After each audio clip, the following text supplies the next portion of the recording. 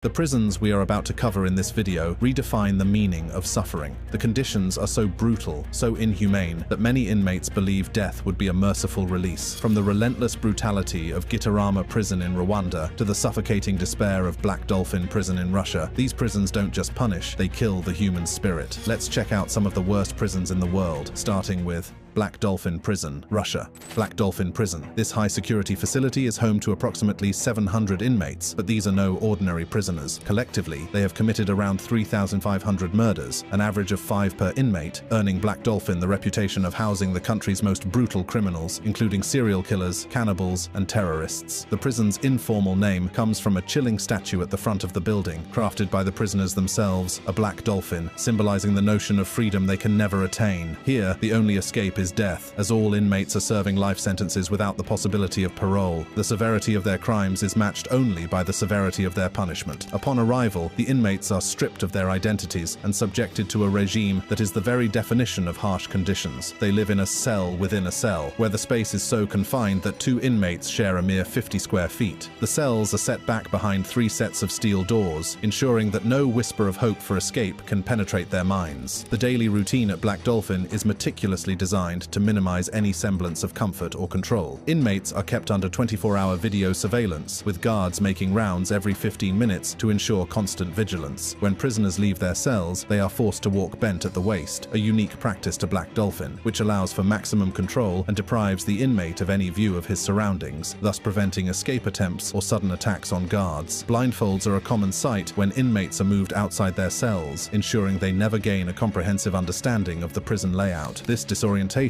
adds to the psychological pressure they face daily. There is no prison yard at Black Dolphin. Instead, the exercise consists of pacing back and forth in a larger cell. During this time, their cells are rigorously checked for contraband. The absence of a cafeteria means that inmates eat all 4 meals a day in their cells, consisting mainly of soup and bread. Their only allowed possessions are books, newspapers, and a radio, which serve as their only connection to the outside world, a world they can only dream of. The stories of the inmates at Black Dolphin are as terrifying as the conditions they endure. Nikolai Ostankov, serving a life sentence for a gruesome family murder, speaks of the mental fortitude required to survive. If you constantly think about how you are here, what is waiting for you, that you won't ever get free, that you are left here alone, you simply won't make it, he says. The psychological toll is immense, with every aspect of their lives, from waking to sleeping, strictly regimented and controlled, while you're still processing the levels of brutality convicts endure at Black Dolphin. It would be fair to spare some of that thought process, because the next prison on this list is probably far worse.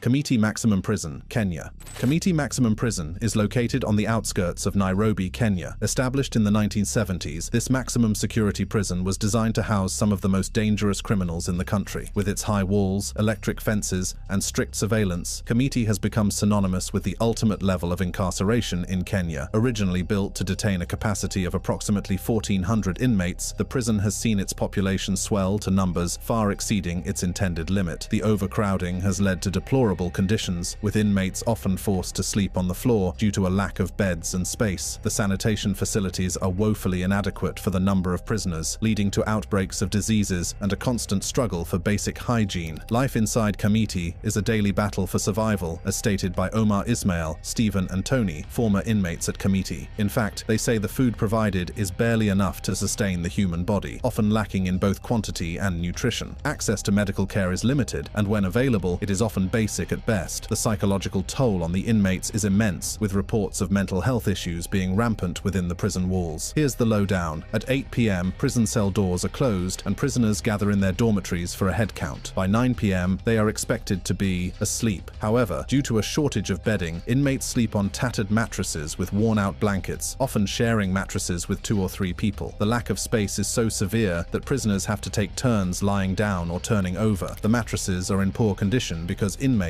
lacking basic supplies like tissue paper, tear pieces off the mattresses to use in the restroom. The prison is also known for its strict regime. Inmates are subjected to a rigorous schedule, with little to no room for personal freedom. The guards are known for their uncompromising approach to discipline, and tales of brutality and human rights abuses have leaked out over the years. Despite these conditions, or perhaps because of them, Kamiti has been the site of several daring escape attempts, some of which have become the stuff of legend. One of the most sensational events in Kamiti's history occurred in the early 2000s, when a group of death row inmates managed to break out of their cells and scale the prison walls. This escape caused a nationwide manhunt and brought to light the resourcefulness and desperation of those incarcerated within Comite's confines. Another notable event that brought Comite into the spotlight was the capture and subsequent detention of members of the terrorist group Al-Shabaab. These high-profile inmates brought new challenges for the prison administration, including the need for heightened security measures to prevent any potential breakouts or internal attacks. Arguably, prisons are supposed to be places of reform. However, from what we can see, most of these prisons seem to be doing the opposite. But what does Terre Haute hold in store for us? Terre Haute Prison, USA.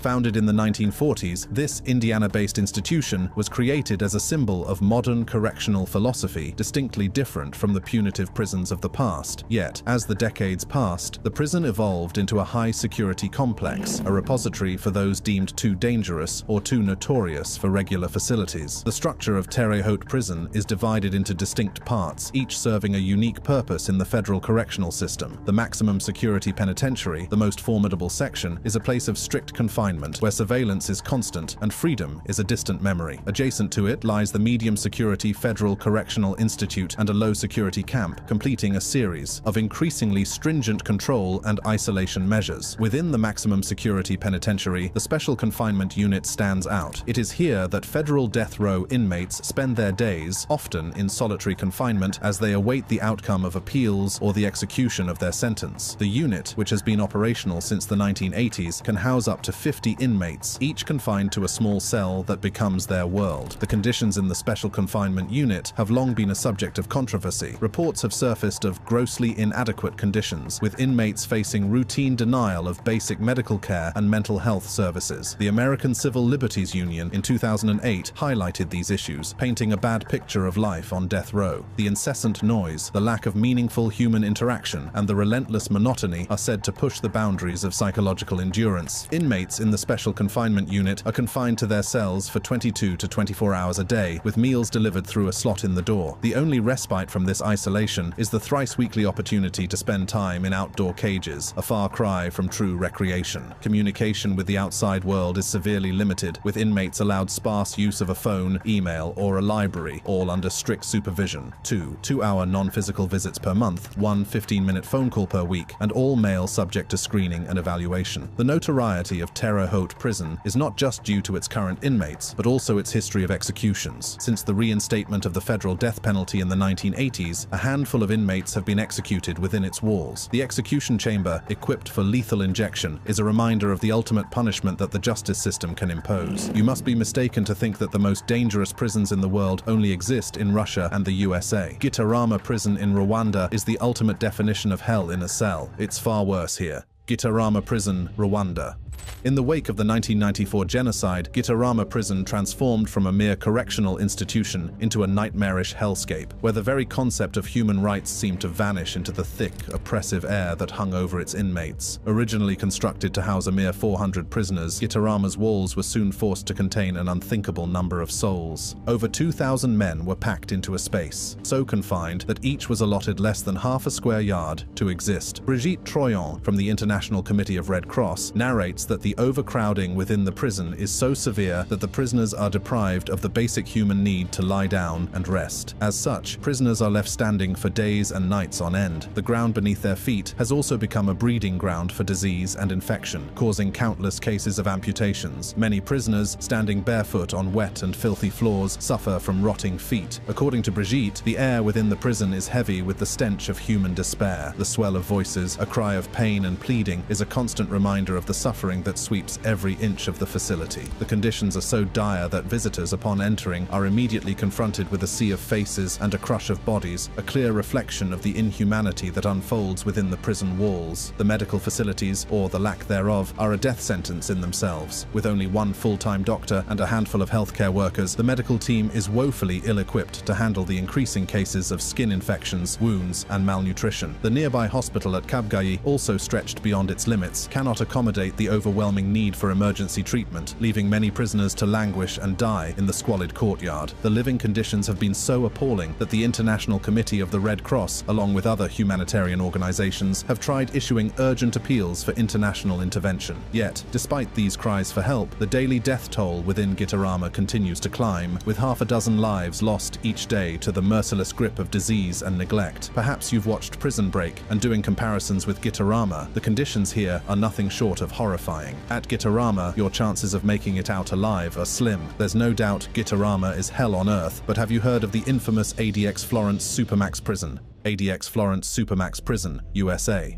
ADX Florence is the most secure prison in the United States. Here, daily life is a monotonous routine, properly designed to minimize human contact and maximize security. The cells at ADX Florence are not just rooms, they are concrete tombs where inmates spend 23 hours a day in solitude. Each cell is a mere 7 by 12 feet, with a thick, soundproof door and a small window that only allows a sliver of light to enter. The furniture is sparse and unyielding, with a concrete bed, desk, and stool all built into the structure of the room. A single fluorescent light provides a harsh, constant illumination, and the only splash of color comes from the inmates' jumpsuits and bedding. Travis Dusenbury, an ex-convict, recalls how they would always wake up to the sound of clanging doors as breakfast is delivered through a slot. Meals are taken alone, in the silence of their cells. The food is simple and repetitive, with little variation to mark the days. As Travis states, after breakfast, they were allowed 1 hour of recreation, but even this is a solitary affair. They were escorted to a small outdoor cage, surrounded by high walls and razor wire, where they could walk in circles or simply stand, breathing in the fresh air that is so rare in their confined existence. Communication with the outside world is severely restricted. Inmates are allowed limited correspondence and monitored phone calls, but these are privileges that can be revoked at any moment. The prison operates under a strict code of silence. Speaking to other inmates is forbidden, and the thick walls muffle any attempts at conversation. The only sanctioned interaction comes in the form of finger handshakes through the mesh of the recreation cages, a fleeting touch that serves as a reminder of their shared humanity. The isolation is not just physical, it is psychological. The constant solitude takes a toll on the inmate's mental health, leading to a condition known as SHU syndrome, characterized by hallucinations, paranoia, and depression. Despite this, mental health care is minimal, and inmates often struggle to cope with the overwhelming sense of despair that permeates the prison. For those who break the rules, the punishment is swift and severe. The Special Housing Unit, or SHU, is a place of even greater isolation, where inmates can be confined for days or weeks without any human contact. The guards, known colloquially as the Goon Squad, are equipped with riot gear and trained to suppress any form of dissent with overwhelming force. Life at ADX Florence is a cycle of repetition and deprivation designed to break the spirit of the inmates. The days blend into one another, marked only by the routine of meals, recreation, and lockdowns. The prison is a world unto itself, operating under its own rules and regulations, a place where the concept of rehabilitation is overshadowed by the imperative of control. That said, let's explore a specific prison in Argentina that over the recent years has caused an uproar due to how inmates are handled.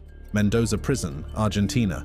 Mendoza Prison is notorious for its deadly and violent riots, but what could be the reason for such restlessness? There has to be something. Mendoza Prison, originally designed to house 600 inmates, has seen its population swell to more than 1,600 individuals. The result is a catastrophic level of overcrowding that has pushed the prison's capacity to breaking point and beyond. The cells within Mendoza Prison, intended for solitary confinement, now hold 4 to 5 inmates each. Measuring only 2.6 meters by 1.8 meters, these cramped quarters force prisoners to take turns sleeping due to the lack of space. The overcrowding is so severe that many inmates find themselves relegated to the unforgiving concrete floor, devoid of mattresses or even basic bedding. Virginia Shoppy, a former prisoner at Mendoza, narrates that with a non-functioning sewage system, prisoners are left with no choice but to resort to using plastic bags and bottles as makeshift toilets, an affront to their dignity and a serious health hazard. The dire living conditions are further exacerbated by the scarcity of medical care. Inmates suffering from illnesses, both chronic and acute, find themselves in a desperate struggle for attention and treatment. Reports of untreated wounds, infections, and the rapid spread of contagious diseases are rampant, painting a dark picture of neglect and suffering. The lack of adequate healthcare has led to preventable deaths, with 22 inmates having lost their lives in circumstances shrouded in ambiguity and unanswered questions. Amnesty International has been a vocal critic of the conditions in Mendoza Prison, highlighting the institution's failure to uphold basic human rights. rights. In a memorandum addressed to the governor of Mendoza province, the organization detailed the appalling treatment of prisoners, including allegations of torture and ill treatment at the hands of prison staff. The memorandum called for an immediate and thorough investigation into these abuses, demanding accountability and the implementation of measures to safeguard the rights of those incarcerated. The psychological impact of living in such an environment cannot be overstated. The constant threat of violence, the arbitrary imposition of punishments, and the prolonged periods of confinement in overcrowded cells take a heavy toll on the mental health of inmates. Incidents of self-harm and suicide attempts are not uncommon, as many prisoners struggle to cope with the relentless pressure and hopelessness that pervade their daily existence. Now, Mendoza could be home to some of the hardcore criminals, but have you thought of what prisons could look like in Turkey?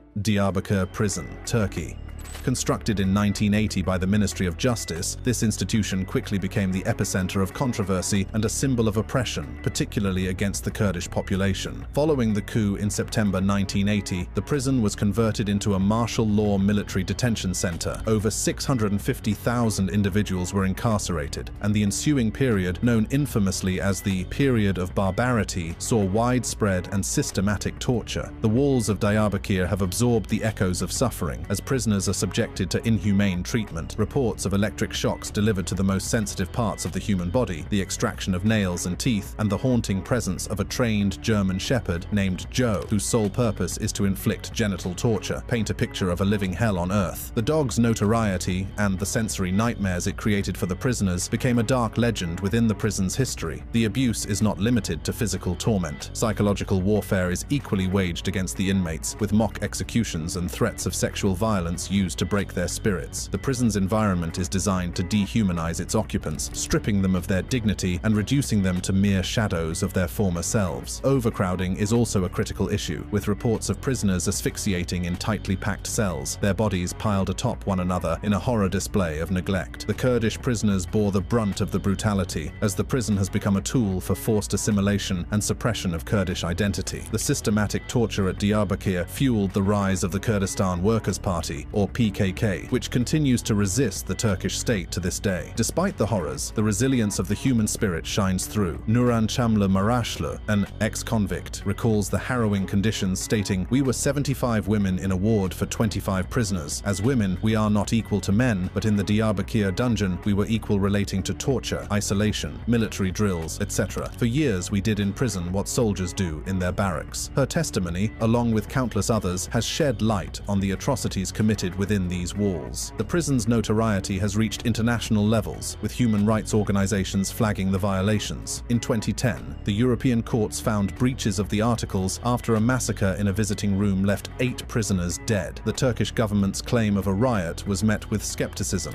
as the pattern of abuse and death within Diyarbakir was well documented. Most governments are always geared up with unreasonable explanations anytime something inhumane happens in a correctional facility. This even leaves you more puzzled. What value do we give to human life? Well, at least in the case of Diyarbakir, there's some level of transparency and outsiders can have a say. However, that's not the case in this next prison, Camp 14, Kaechon Prison, North Korea.